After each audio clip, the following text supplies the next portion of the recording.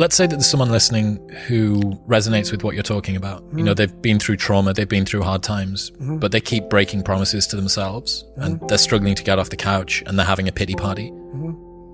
How can they stop feeling sorry for themselves? That's a difficult one, because you have to want it. You have to want to be better. And it starts off with, you have to have pride in yourself. You have to have pride in yourself. You have to have, there's something about you, whether it's your last name, whether it's just the smallest thing, you have to be proud of yourself. And if you have no pride in yourself, I can't give it to you. Because you're always going to compromise. You're always going to fold. Always. I'm very proud of myself. That's why when people said, you know way you can do better than Can't Hurt Me. Roger that. We'll fucking see. It's that pride that wakes you up. And now I'm not talking about bad pride. I'm the attention to detail for the human being I want to do. I call this thing, like, I want to be the standard. I want to be that guy. Like, every place I went in the military, there was this ethos about how this place is, how we're going to live, how we're going to represent ourselves. And I walked around and I saw that most people didn't live up to that ethos. Like, if you go to whatever company, they had this mission statement on how we want to run our company. I made one for myself on how I want to be. And that is why, if people can make up a mission statement, an ethos in which they want to live by, and every morning you wake up, you hold yourself accountable to that mission, not a company's, your own. Make up your own mission statement. What do you want to be in life? And once you do that, now you can work with somebody to get better. You can work with yourself to get better. But until you know what you want to stand for, you will always just be sitting down. You'll never stand for anything. Although my childhood stuttering was alarming, I wasn't completely undone by trauma. I was distracted by toxic stress. My pain kept me from living a complete and happy life in grade school, and it continued to haunt me into young adulthood. Yet through it all, I retained enough self-awareness to realize how bad things were and remember each and every corner I cut. Strange as it sounds, I was one of the lucky ones. For some victims, their trauma is so devastating that they lose all their self-respect and self-awareness. They are torn down to the studs. Foundational aspects of their character pounded to dust. Part of what saved me from sliding all the way to rock bottom was what I saw in my mother. As much as she tried to hide it, she was the portrait of devastation, which is why I've been able to study the work of the prisoner's mind all my life. She'd been a young woman when she met Trunnis. He dazzled her until she was spellbound. Then, with every slap to the face, every hateful, disrespectful comment, each time he cheated on her, he siphoned more of her life force away until she lost contact with the attractive, intelligent, dignified, strong woman she used to be. It didn't happen overnight. It rarely does.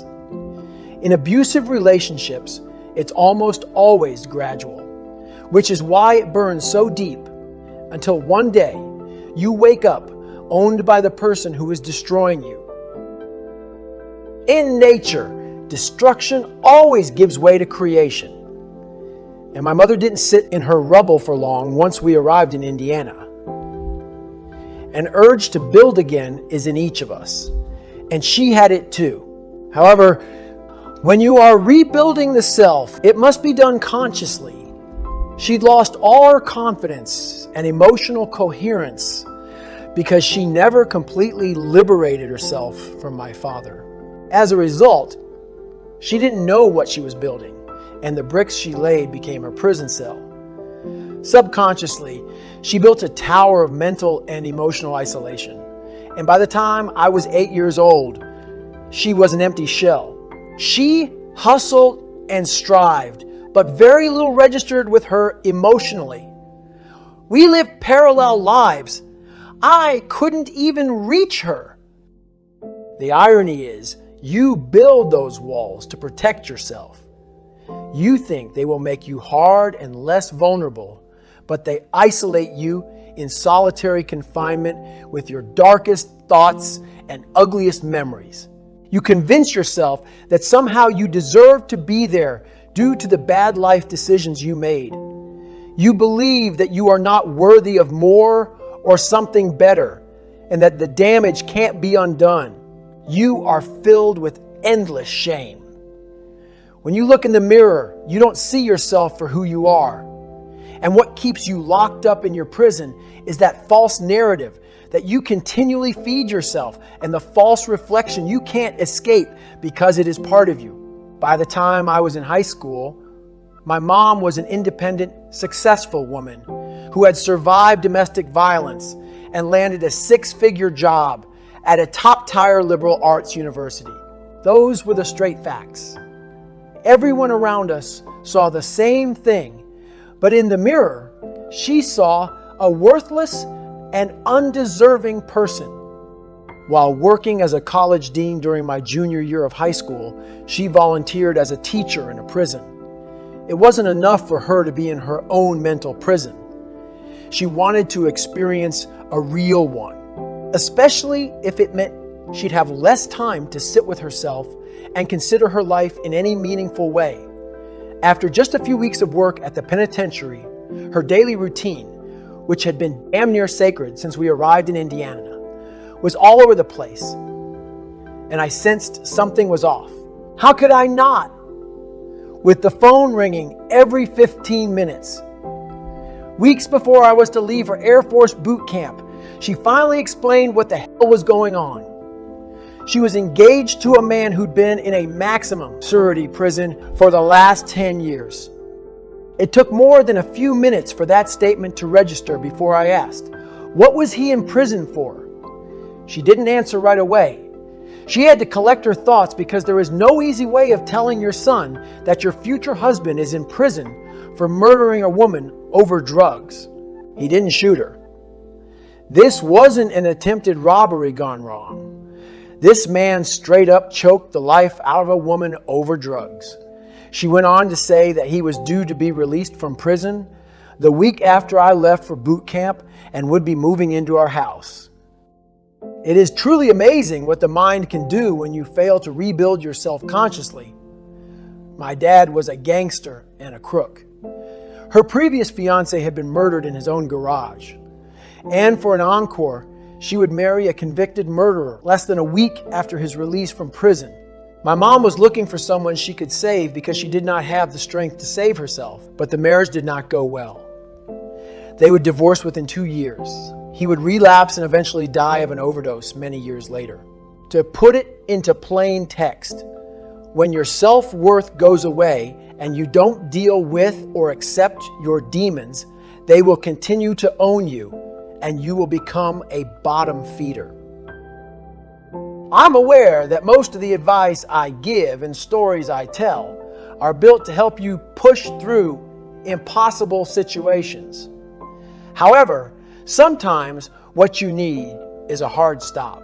If you ever find yourself in an abusive scenario like my mother's or any sort of battle where you are losing your sense of self and verging on erasure, your best hope is to arrest the slide before you hit rock bottom.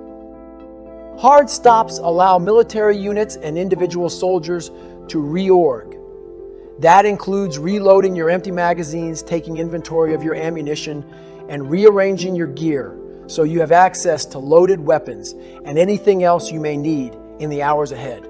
You also must take a hard look at your battle plan and get a clear sense of what it is you're facing and where it will lead. I know firsthand how torturous it is to be continually stalked by a predator. You lose all sense of normalcy. Reality becomes distorted. But I also know that moments of clarity do exist.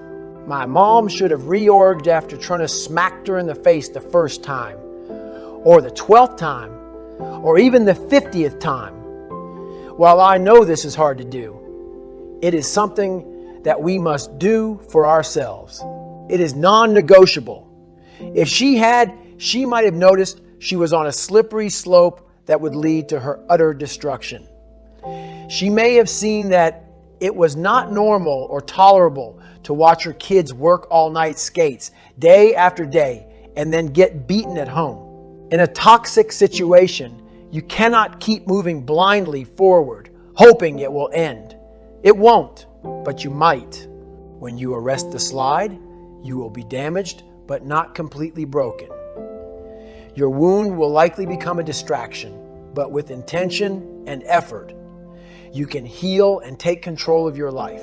When you come to at rock bottom, that's a different situation. And it won't be a clean or easy fix. When inmates are released, they generally aren't rehabilitated in a sustainable way. Most leave prison messed up and often need more help if they are to piece their lives back together. You'll need help too. You'll need to find people who have survived, or at least relate to what you've been through, and can help you heal. Of course, it takes self-esteem and self-awareness to seek help and share your brutal story. And when you are confined by the walls you built, awareness and confidence are non-existent. At that point, your only choice is to get angry. We are too often told that anger is an unhealthy emotion. But when someone or something has stolen your soul and destroyed your life, anger is a natural response. I am not talking about irrational rage, which can be disastrous and lead you down an even darker hole. I am talking about controlled anger, which is a natural source of energy that can wake you up and help you realize that what you went through wasn't right. I have cracked open anger several times. It has warmed me when I was freezing. It has turned my fear into bravery, and it has given me fight when I had none. And it can do the same for you. Anger will snap you out of the spell you're in until you are no longer willing to remain confined in your mental prison. You'll be scratching and clawing at the walls, looking for cracks where the light leaks in. Your fingernails will be broken, the tips of your fingers bloody and raw, and you will continue to fight to expand those cracks because your anger will be purifying, and the human mind loves progress. Keep at it, and eventually, those walls will tumble until you are free, standing in a debris field one more time with your eyes wide open. That'll work, because destruction always breeds creation. Have the courage and mental endurance to do whatever it takes to start knocking down those walls. You are the warden of your life. Don't forget you hold the keys.